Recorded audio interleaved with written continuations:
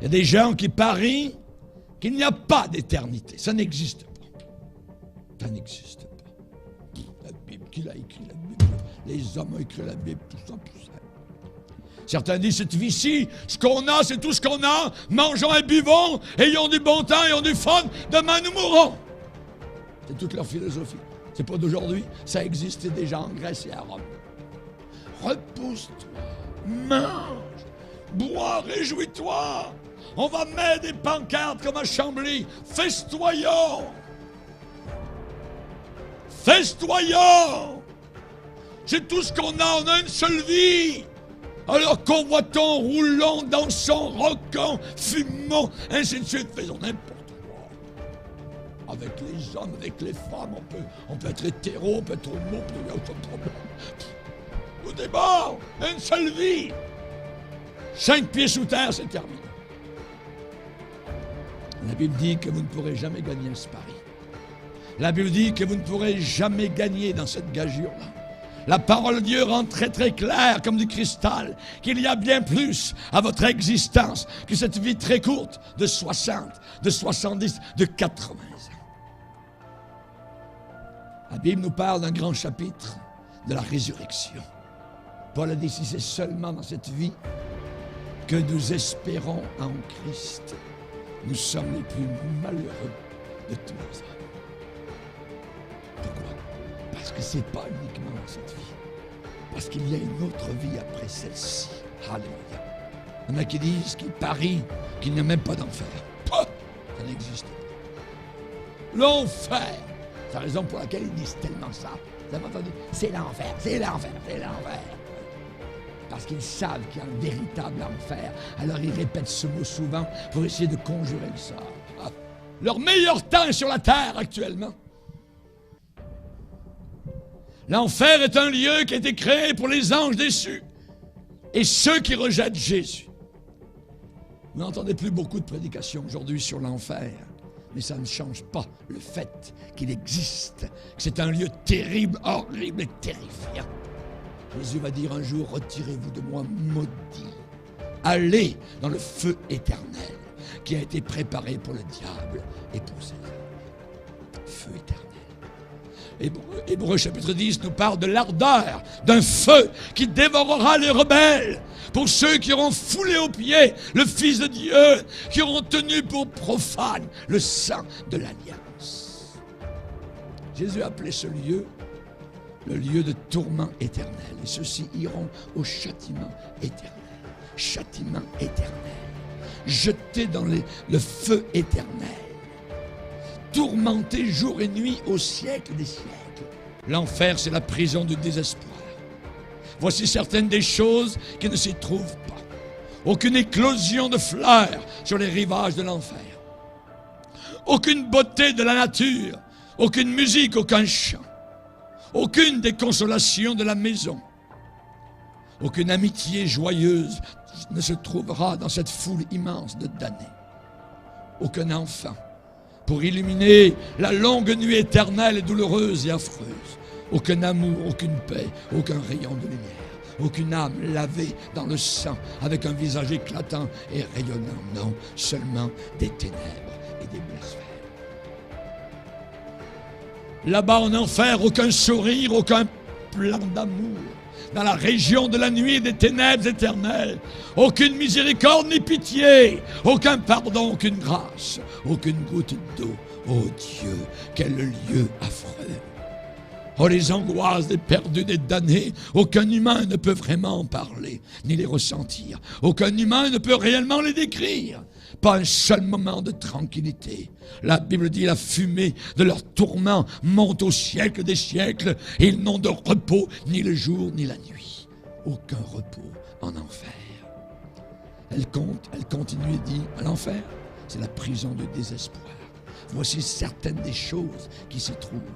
Le feu et le soufre seront là. Nous le savons car Dieu l'a dit ainsi dans sa parole. En enfer, il y aura des souvenirs, des remords, des souffrances. Les douleurs seront toutes là. Les pleurs et les gémissements. Mais tout cela en vain, ça ne servira de rien. Les blasphémateurs seront là avec leurs jurons. Et tous ceux qui haïssent Dieu, tous ceux qui rejettent Christ, et tous ceux qui blasphèment, tandis qu'ils marchent ici-bas sur terre, eux qui ne sont que poussière. Là-bas, les meurtriers, les efféminés, les drogués, les voleurs, les ravisseurs, les ivrognes, les menteurs, les joueurs, les gambleux, les impudiques, les cupides auront tous leur part dans le lac de feu. Les sales, les cruels avec les homosexuels. Quelle foule horrible en enfer sera visible. Oui, c'est plus que ce que les humains sur terre peuvent dire. Ah, les malédictions et les tourments de l'enfer éternel. Laissez-moi vous poser une question.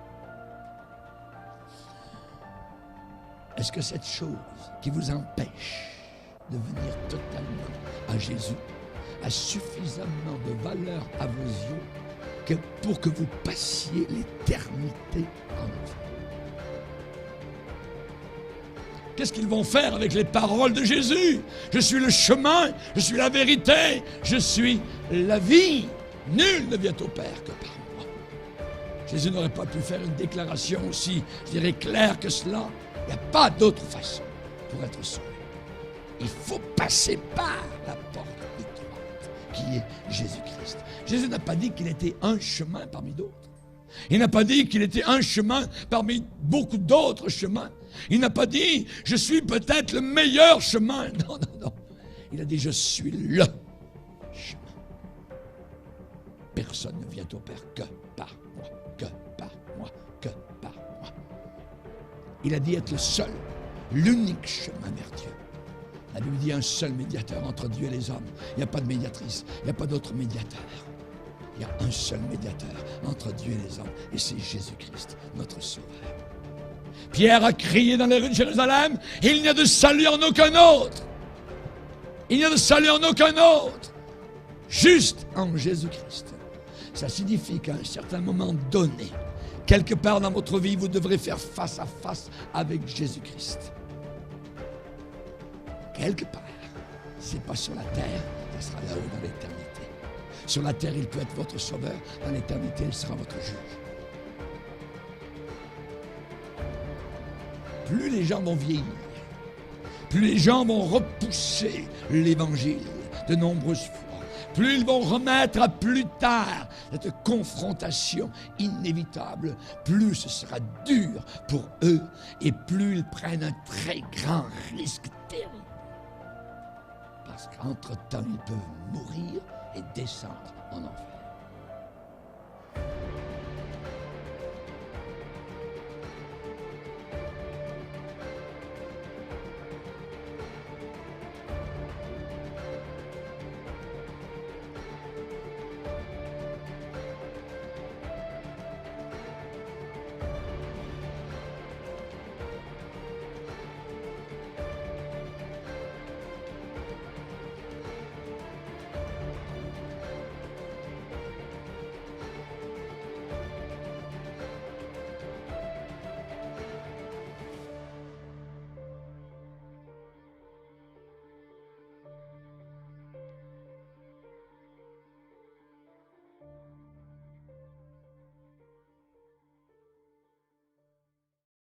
Tout pouvoir m'a été donné dans le ciel et sur la terre.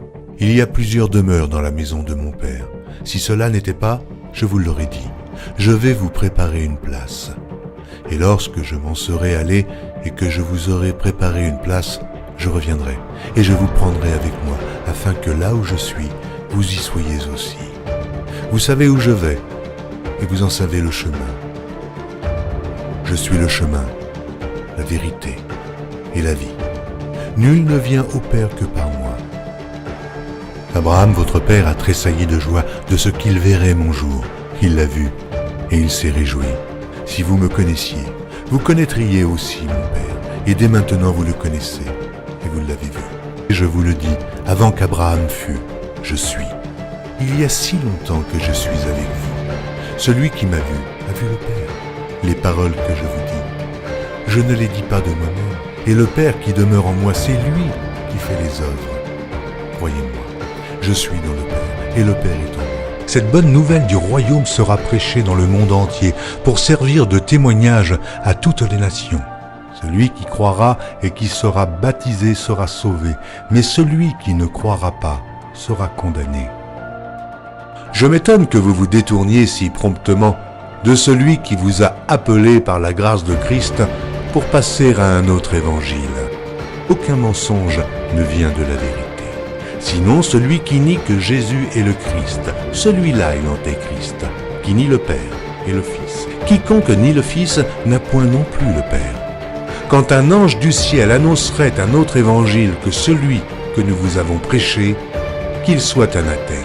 Moi, Jésus, j'ai envoyé mon ange pour vous attester ces choses. Je le déclare à quiconque entend les paroles de la prophétie de ce livre. Si quelqu'un y ajoute quelque chose, Dieu le frappera des fléaux décrits dans ce livre. Et si quelqu'un retranche quelque chose des paroles du livre de cette prophétie, Dieu retranchera sa part de l'arbre de la vie et de la ville sainte décrits dans ce livre. Ces paroles sont certaines et véritables. Et le Seigneur, le Dieu des esprits des prophètes, a envoyé son ange pour montrer à ses serviteurs les choses qui doivent arriver bientôt.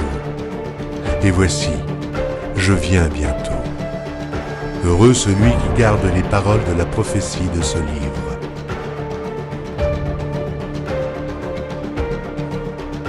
Voici, il vient avec les nuées, et tout œil le verra, même ceux qui l'ont percé.